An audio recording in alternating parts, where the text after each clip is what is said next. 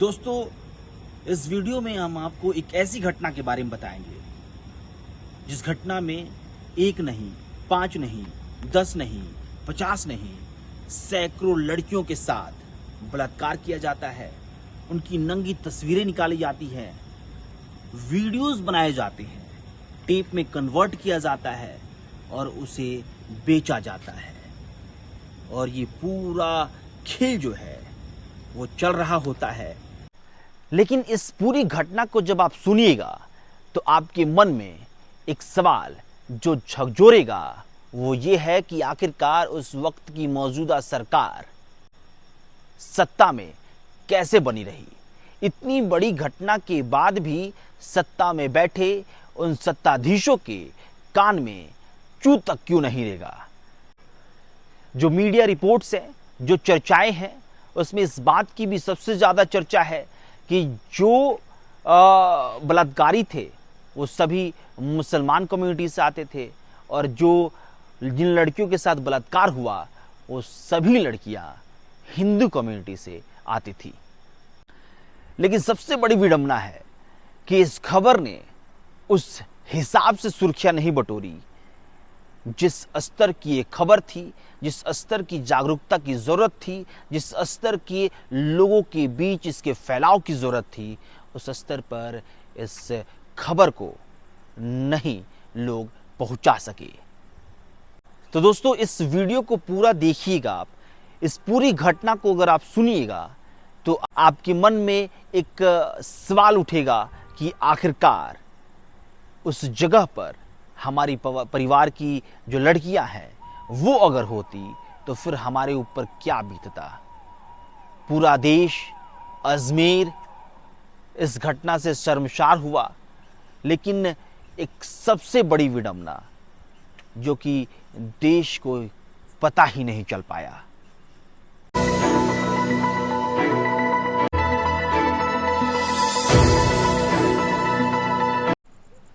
नमस्कार दोस्तों, मेरा नाम अभिषेक श्रीवास्तव है। आप द न्यूज़ लुक देख रहे हैं। तो इस कहानी की शुरुआत करते हैं।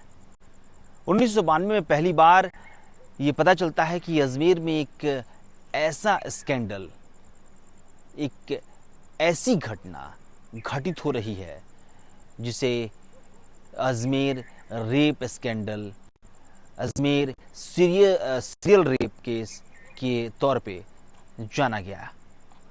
अजमेर में कई ऐसी जगह है जो कि काफ़ी फेमस है और उन्हीं में से एक जो सूफी संत ख्वाजा मोइनुद्दीन चिश्ती की दरगाह है, वहाँ पर कई लोग माथा टेकने जाते हैं।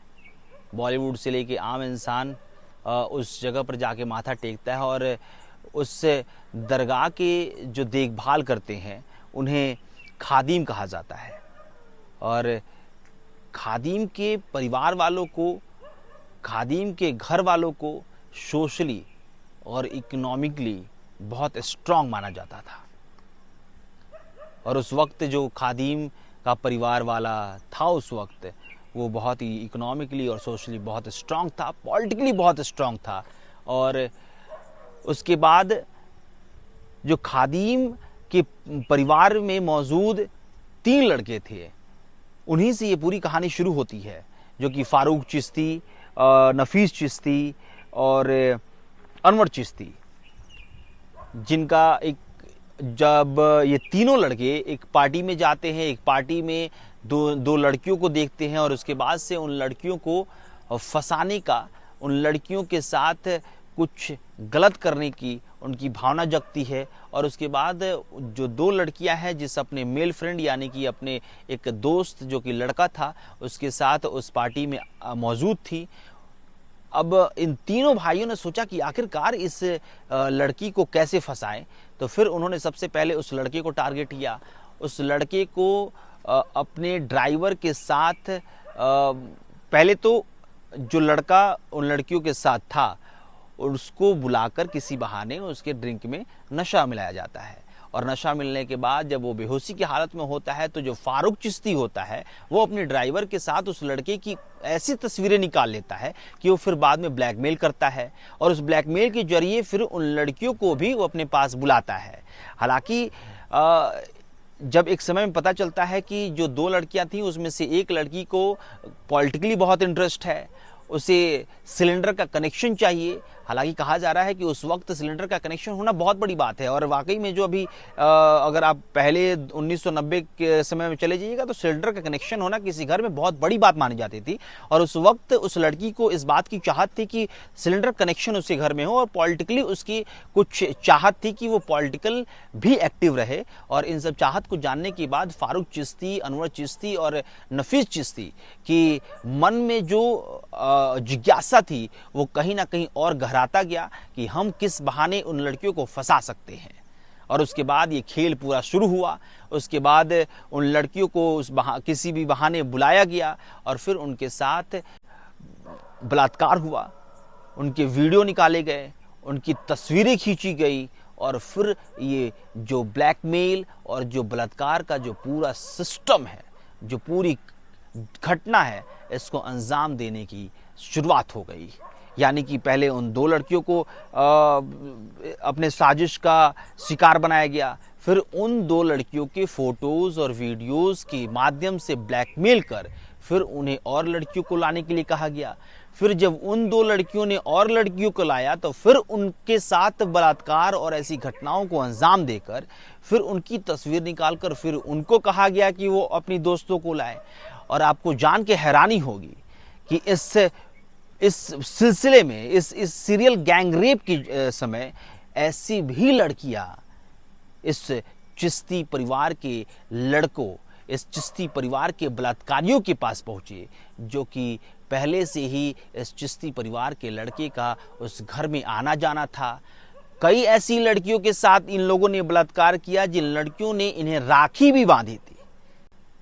आपको इस बात को जान के हैरानी होगी कि कई ऐसी लड़कियों के साथ भी बलात्कार किया इन लोगों ने, जिन लड़कियों ने फारूक चिश्ती, अनवर चिश्ती, नफीस चिश्ती को राखी भी बांधा था।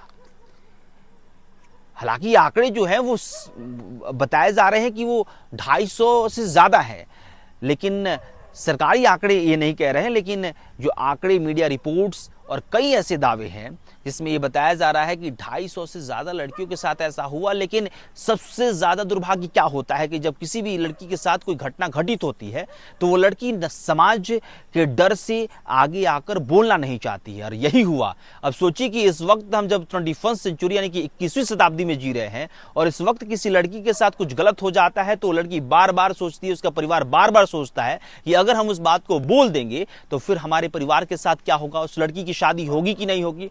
और सोचिए कि 1990 में ये कितनी बड़ी बात होगी, कितना बड़ा एक डर होगा मन में। और वही डर था जब 1992 में पहली बार दैनिक अखबार था, जो कि दैनिक नवज्योति के नाम से था, उसके रिपोर्टर ने पहली बार खबर छापी।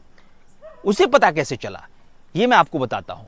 मैंने पहले ही बताया कि संदिग्ध तस्वीरें खींची जाती थी और उसको फिर लैब में भेजकर उसे प्रिंट निकलवाया जाता था, और उसी लैब का एक जो टेक्नीशियन था वो अपने पड़ोसी को देखा कि वो कुछ ऐसी मैगजीन पढ़ रहा है जो न्यूड टाइप के होते हैं, जो कि अश्लील टाइप के होते हैं, वो पढ़ रहे होते हैं। तो फिर उसने ही मजे मजे में कह दिया कि अरे क्या मैगजीन देख रहे हो, ये क्या पढ़ रहे हो, इससे ज्यादा मजा मेरे पास है। और फिर वो तस्वीर वो दिखाता है। फिर वो जो पड़ोसी है वो उस तस्वीर को दैनिक नवज्योति के रिपोर्टर को बताता है कि हाँ ऐसी ऐसी तस्वीरें मेरे पास है। और तब जाके दैनिक नवज्योति के रिपोर्टर को ये खबर मिलती है, और 1992 में दैनिक नवज्योति के रिपोर्टर ने इस खबर को ब्रेक किया। तब जाकर कहीं ना कहीं देश के कुछ हिस्सों में कुछ लोगों को इस बात की भनक लगी। लेकिन दुर्भाग्य, एक पत्रकार के लिए भी उस वक्त एक दुर्भाग्य था, वो इस बात की ये सोचने पर मजबूर हो गया कि ऐसी खबरों को प्रकाशित करने के बाद भी लोग सीरियस नहीं ले रहे हैं, क्योंकि उन्होंने तस्वीर नहीं छापी थी। और उसके बाद फिर उनकी टीम ने, उनकी एडिटोरियल टीम ने इस बात को सोचा और फिर एक डिसीजन लिया जिसमें तस्वीर को छापने का डिसीजन था, जिससे कि लोग इस बात को गंभीरता से लें। और उसके बाद चेहरे को ब्लर कर जो भी चीज़ें जरूरी थी कि ब्लर कर दिया जाए, उसको ब्लर करने के बाद उस तस्वीर को छापा गया। तब जाकर लोगों ने उसे सीरियस लिया, उसे समझा कि ये कोई मुद्दा है, और वाकई में उस खबर के बाद पूरे देश में खलबली मच गई। पूरे देश को इस बात की जानकारी लगी, और उसके बाद आपको इस बात को जानकर हैरानी होगी कि जिस पत्रकार का मैं जिक्र कर रहा हूं, उस पत्रकार की हत्या भी की जाती है। क्योंकि इस मामले में यह कहा जाता है कि उस वक्त जो विधायक थे, हालांकि वो पूर्व विधायक थे उस वक्त, लेकिन उनका नाम भी, उस व्यक्ति का नाम भी उसमें शामिल था। आपको अगर नाम मैं बताऊं तो कहा जाता है कि राजकुमार जयपाल करके एक कांग्रेस के एक्स एमएलए उस वक्त थे, जो कि उस स्कैंडल में शामिल था। और जो पत्रकार थे उन्होंने ये दावा किया था कि मैं एक्सपोज कर दूंगा, और इसी डर से कांग्रेस का जो एक्स एमएलए था उसने मरवा दिया। हालांकि इसका कोई पुख्ता प्रूफ नहीं है, लेकिन इसे कहा जाता है। लेकिन अगर आप आगे बढ़िएगा तो ब्लैकमेल की पूरी ये कहानी चलती है। ब्लैकमेल के बाद ये लगातार ये लड़कियों का बलात्कार होता है, और उसके बाद से ये खबर ब्रेक होती है।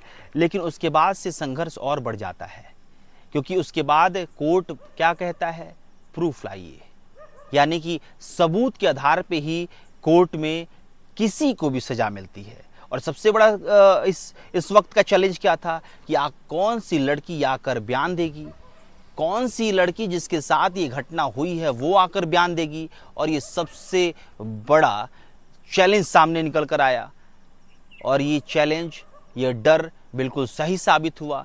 क्योंकि पहले तो लड़कियां वो मिल ही नहीं रही थी जिनके साथ गलत हुआ, उसके बाद 35 लड़कियों को कैसे भी फाइंड आउट किया गया, और उन 35 लड़कियों में से लगभग 16 लड़कियां ही इस बात को कबूली कि हाँ मैं एफआईआर करूंगी। और उसके बाद 16 में से जब एफआईआर हो गया, तो जब फारूक चिश्ती और चिश्ती परिवार को ये पता चला, तो फिर उन्होंने एक दौर शुरू किया। कौन सा दौर? धमकियों का दौर। यानी कि धमकी देना कि एफआईआर वापस ले लो, और आप समझ सकते हैं कि किस तरह की धमकी रही होगी। तो धमकी देना कि और धमकियों से डर के लड़कियों ने अपने कदम को पीछे खींच लिया। लेकिन उस वक्त 2 ऐसी लड़कियां थी जिन्होंने हिम्मत दिखाई, और हिम्मत दिखाने के साथ इस पूरे मामले को कोर्ट के सामने रखा, जज के सामने अपने बयान को दिया, जज के सामने उन सभी बातों को बताया, और जिसके बिहाफ पे कहा जाए तो अजमेर की लोअर कोर्ट ने आजीवन कारावास की सजा सुनाई थी।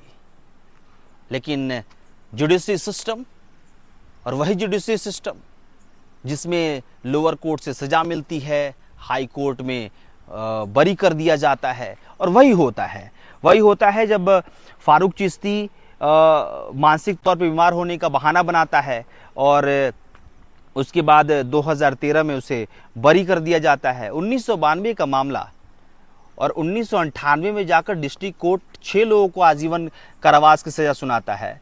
और उसके बाद 2013 में कई मौलानाओं को आप सुनते होंगे कि बात बात पे वो फतवा जारी करते हैं। लेकिन एक सवाल है कि क्या उस वक्त जो ये जघन्य अपराध किया जा रहा था, एक घटना जिससे कि पूरा देश शर्मसार होता है, वो घटना घटित हो रही थी, क्या उस वक्त मौलानाओं ने फतवा जारी किया था? अगर किया था तो बहुत अच्छी बात है, लेकिन अगर नहीं किया था तो एक बड़ा सवाल है कि क्या बलात्कारियों के खिलाफ फतवा जारी नहीं कर सकते थे? क्या बलात्कारियों के खिलाफ ये नहीं कह सकते थे कि ऐसे लोगों का हमारी कम्युनिटी में कोई जगह नहीं है? बहरहाल, आपकी क्या विचार हैं? आपके इस घटना के पीछे की सोच के बारे में क्या विचार है? जरूर कमेंट में लिख के बताइएगा।